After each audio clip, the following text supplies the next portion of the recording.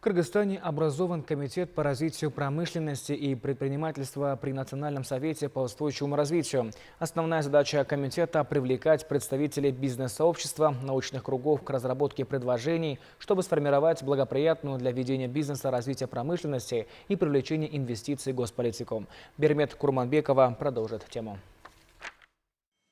Комитет начнет свою работу в самое ближайшее время. В частности, новый госорган будет анализировать, мониторить, вырабатывать рекомендации по вопросам развития промышленности и предпринимательства. Мне кажется, это ничего не даст. Будем двигаться, как и мы сегодня есть. Да? Мы должны стратегически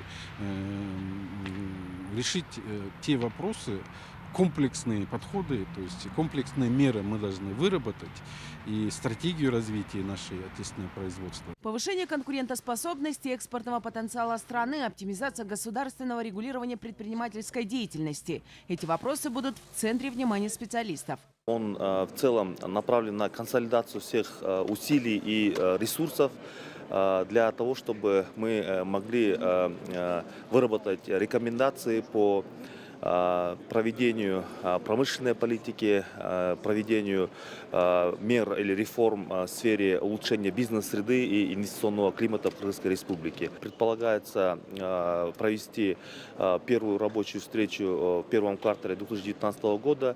Данная встреча будет посвящена вопросам развития промышленности в регионах. Для рассмотрения актуальных вопросов комитет вправе привлекать представителей профильных ведомств, местных и зарубежных экспертов.